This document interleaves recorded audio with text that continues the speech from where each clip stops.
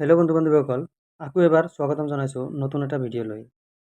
আজিৰ ভিডিঅ'টোত আমি আলোচনা কৰিম ADRE গ্ৰেড 3 গ্ৰেড 4 এক্সামৰ মোষ্ট ইম্পৰ্টেণ্ট কুৱেশ্যন, যিবিলাক কুৱেশ্যন এক্সামত অহাৰ বহুতো সম্ভাৱনা আছে। আৰু তোমালোকে চেষ্টা কৰিবা সকলো কুৱেশ্যনৰ এনচাৰ দিবলৈ, আৰু তাৰপিছত কমেণ্টত জনাবা কোনে কিমান শুদ্ধ কৰিলা। বন্ধু বান্ধৱীসকল, ভিডিঅ'টো ভাল লাগিলে লাইক কৰি দিব আৰু কমেণ্ট কৰি দিব। আৰু লাইক কৰিলে আমাক ভাল লাগে, আৰু লগতে চেনেলখনক ছাবস্ক্ৰাইব কৰি দিব, আৰু যিমান পাৰা চেনেলখনক শ্বেয়াৰ কৰি দিবা। আৰু মই তোমালোকক এক্সামৰ কাৰণে যিমান পাৰোঁ চেষ্টা কৰিম ইম্পৰ্টেণ্ট কুৱেশ্যনবোৰ ভিডিঅ'ত কভাৰ কৰিবলৈ। তো সময় নষ্ট নকৰি ভিডিঅ'টোলৈ আমি আৰম্ভ কৰোঁ। এয়া আমাৰ প্ৰথম কুৱেশ্যন। কুৱেশ্যনটো হ'ল, বেংকক কোনখন দেশৰ ৰাজধানী হয়, বা কোনখন চহৰৰ ৰাজধানী হয়? ইয়াৰে শুদ্ধ উত্তৰটো হ'ব অপশ্যন ডি, থাইলেণ্ডৰ। বেংকক থাইলেণ্ডৰ ৰাজধানী হয়। তো মনত ৰাখিব, এইটো এক্সামত সদায় সুধি থাকে। গোপীনাথ বৰদলৈৰ ঠিক পিছতে অসমৰ মুখ্যমন্ত্ৰী কোন আছিল? তো বন্ধু বান্ধৱীসকল, ইয়াতে টাইপিং মিষ্টেক হৈছে, ইয়াতে পিছত এই শব্দটো উঠা নাই। তো মনত ৰাখিব, গোপীনাথ বৰদলৈৰ ঠিক পিছতে অসমৰ মুখ্যমন্ত্ৰী কোন আছিল?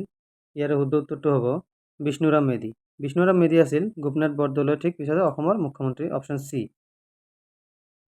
অসমৰ সৰ্ববৃহৎ চিকিৎসা মহাবিদ্যালয় কোন ঠাইত স্থাপিত হৈছিল? ইয়াৰে শুদ্ধ উত্তৰটো হ'ব ডিব্ৰুগড়। ডিব্ৰুগড়ত আমাৰ অসমৰ সৰ্ববৃহৎ চিকিৎসক মহাবিদ্যালয় স্থাপিত হৈছিল। এইটো চবৰ প্ৰথমে ডিব্ৰুগড়ত হৈছিল, এইটো মনত ৰাখিব। নিম্নলিখিত কোনখন ঠাই নতুন দিল্লীৰ নিকটৱৰ্তী? কি কৈছে? নতুন দিল্লীৰ, নিউ দিল্লীৰ ওচৰতে কোনখন ঠাই ওচৰত আছে? ইয়াতে শুদ্ধ উত্তৰটো হ'ব অপশ্যন এ, গুৰুগ্ৰাম। গুৰুগ্ৰাম নতুন দিল্লীৰ ওচৰতে আছে, মনত ৰাখিব। মাৰ্গাৰেট থেচ্চাৰ কোনখন দেশৰ প্ৰাক্তন প্ৰধানমন্ত্ৰী আছিল? ইয়াৰ এনচাৰটো হ'ব ইংলেণ্ড, অপশ্যন ডি, ইংলেণ্ড। ইংলেণ্ডৰ প্ৰাক্তন প্ৰধানমন্ত্ৰী আছিল মাৰ্গাৰেট থেচ্চাৰ। ৰাছিয়া আৰু আলাস্কাৰ মাজত জলভাগ হৈছে ডেছ, মানে কি হৈছে?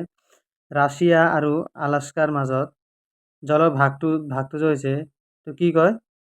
বেৰিং প্ৰণালী। ইয়াক কয় বেৰিং প্ৰণালী, মনত ৰাখিব। অপশ্যন বি, বেৰিং প্ৰণালী। ৰাছিয়া আৰু আলাস্কাৰ মাজত জলভাগ হৈছে বেৰিং প্ৰণালী। অসমত কিমানটা বিশ্ব ঐতিহাসিক ক্ষেত্ৰ আছে? ইয়াৰে শুদ্ধ উত্তৰটো হ'ব দুটা অসমত বিশ্ব ঐতিহাসিক ক্ষেত্ৰ আছে। তো মনত ৰাখিব, ইম্পৰ্টেণ্ট কুৱেশ্যন হয়। তো 100% important, very very important question, এইটো মনত ৰাখিব, কুৱেশ্যনত আহিব এইটো। আৰু এটা ইম্পৰ্টেণ্ট কুৱেশ্যন, কোনটো দিনত বিশ্ব হাতী দিৱস পালন কৰা হয়? ইয়াৰ শুদ্ধ উত্তৰটো হ'ব 22 আগষ্টত। 22 আগষ্টত বিশ্ব হাতী দিৱস হিচাপে আমি পালন কৰোঁ। কোন বছৰত বিশ্ব ঐতিহাসিক ক্ষেত্ৰসমূহ ঘোষণা কৰা হৈছিল অসমত? কুৱেশ্যনটো হ'ল, কোন বছৰত বিশ্ব ঐতিহাসিক ক্ষেত্ৰসমূহ ঘোষণা হৈছিল অসমত? ইয়াৰ শুদ্ধ উত্তৰটো হ'ব অপশ্যন চি, 1985। 1985 চনত অসমত বিশ্ব ঐতিহাসিক ক্ষেত্ৰসমূহ ঘোষণা কৰিছিল, সেইটো মনত ৰাখিব। আৰু বন্ধু বান্ধৱীসকল, ইয়াতে যিমানে কুৱেশ্যন আলোচনা কৰিম মই, চবেই ইম্পৰ্টেণ্ট হয়, এইটো মনত ৰাখিব। পাৰিলে নোট কৰি লওক আপোনাৰ কপিত, বহুতো ইম্পৰ্টেণ্ট আছে। আৰু কোনে কিমান শুদ্ধ কৰিব পাৰা লাষ্টত মোক কমেণ্ট কৰি জনাবা। অসমত কফি বাগিচাবোৰ বেছিকৈ ক'ত দেখা যায়? ইয়াৰ শুদ্ধ উত্তৰটো হ'ব এ আৰু বি, মানে ডিমা হাছাও আৰু কাৰ্বি আংলঙত বেছিকৈ কফি বাগিচাবোৰ দেখা যায়। তো মনত ৰাখিব, বোথ অফ। ইয়াতে যদি এ আৰু বি বোথ অফ নিদিয়ে, তেনেহ'লে দিবা ডিমা হাছাও দিলেও শুদ্ধ উত্তৰটো হ'ব, আৰু কাৰ্বি আংলঙটো দিলেও শুদ্ধ উত্তৰটো হ'ব। বোথ অফ অপশ্যন নাথাকিলে দুটাৰ ভিতৰত যিকোনো এটা দিলেই শুদ্ধ হ'ব। তো মনত ৰাখিব, ইম্পৰ্টেণ্ট হয়। অসমৰ কোনটো অংশত সৰ্বাধিক চূণশিলৰ জমা আছে? ইয়াৰ শুদ্ধ উত্তৰটো হ'ব অপশ্যন বি, কাৰ্বি আংলং। কাৰ্বি আংলং নহয়, কাৰ্বি প্লাটো হয়। ইয়াতে টাইপিং মিষ্টেক কৰি দিলে, EEAU, কাৰ্বি প্লাটো হয়।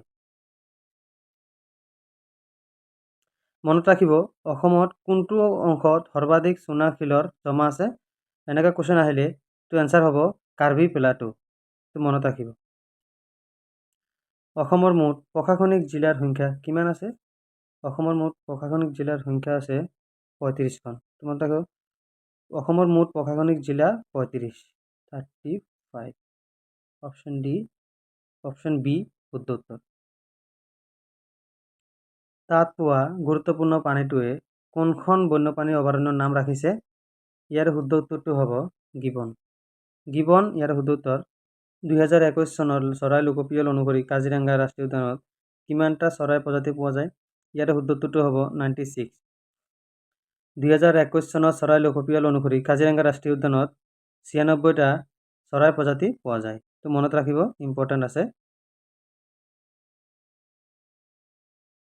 কোনখন দেশ অসমৰ উত্তৰ দিশত অৱস্থিত আছে? ইয়াৰ শুদ্ধ উত্তৰটো হ'ব ভূটান। ভূটান অসমৰ উত্তৰ দিশত অৱস্থিত আছে। মাজুলীৰ জিলা সদৰ হ'ল গড়মূৰ। ইয়াৰ শুদ্ধ উত্তৰটো হ'ব গড়মূৰ, মাজুলীৰ জিলা সদৰ। মনত ৰাখিব এইটো কুৱেশ্যনটো। ব্ৰহ্মপুত্ৰৰ কোনখন উপনৈ আটাইতকৈ ডাঙৰ? ইয়াতে কি সুধিছে, ব্ৰহ্মপুত্ৰ নদীৰ আটাইতকৈ ডাঙৰ উপনৈখনৰ নাম কি? ইয়াৰ শুদ্ধ উত্তৰটো হ'ব অপশ্যন ডি সোৱণশিৰি। সোৱণশিৰি আটাইতকৈ ডাঙৰ উপনৈ ব্ৰহ্মপুত্ৰৰ। এই কুৱেশ্যনটো হ'ব, ভাৰতৰ প্ৰথমগৰাকী মহিলা ন্যায়াধীশ কোন আছিল? ইয়াতে টাইপিং মিষ্টেকৰ কাৰণে হ'ল, কাষক দিছিলে, ইয়াতে প্ৰশ্নটো হ'ব ন্যায়াধীশ। তো ভাৰতৰ প্ৰথমগৰাকী মহিলা ন্যায়াধীশ কোন আছিল? ইয়াৰ শুদ্ধ উত্তৰটো হ'ব অপশ্যন ডি আন্না চান্দি। আন্না চান্দি ভাৰতৰ প্ৰথমগৰাকী মহিলা ন্যায়াধীশ আছিল আৰু ই 1905 চনৰ পৰা 1996 চনলৈ আছিল। মনত ৰাখিব, 96 চনলৈ আছিল। মনত ৰাখিব, ইম্পৰ্টেণ্ট কুৱেশ্যন হয়। ভাৰতৰ সংবিধান সভাৰ প্ৰথমগৰাকী অধ্যক্ষৰ নাম কি আছিল? ভাৰতৰ সংবিধান সভাৰ প্ৰথমগৰাকী অধ্যক্ষৰ নাম হ'ল দচিদানন্দ সিনহা। দচিদানন্দ সিনহা ভাৰতৰ প্ৰথম অধ্যক্ষ আছিল। তো মনত ৰাখিব, ইম্পৰ্টেণ্ট হয়। লোকসভাৰ প্ৰথম অধ্যক্ষ কোন আছিল? লোকসভাৰ প্ৰথম অধ্যক্ষ হ'ল গণেশ বাসুদেৱ মালাংকাৰ। মনত ৰাখিব, অপশ্যন এ গণেশ বাসুদেৱ মালাংকাৰ লোকসভাৰ প্ৰথম অধ্যক্ষ আছিল। তো বন্ধু বান্ধৱীসকল, আজিৰ ভিডিঅ'টো ইয়াতে সমাপ্ত কৰোঁ। আৰু তোমালোকে কিমান শুদ্ধ কৰিব পাৰিলা কমেণ্টত জনাবা। আৰু ভিডিঅ'টো ভাল লাগিলে লাইক কৰি দিবা, কমেণ্ট কৰি দিবা, আৰু চেনেলখনক ছাবস্ক্ৰাইব কৰিবা, আৰু ভিডিঅ'টো যিমান পাৰা শ্বেয়াৰ কৰি দিবা।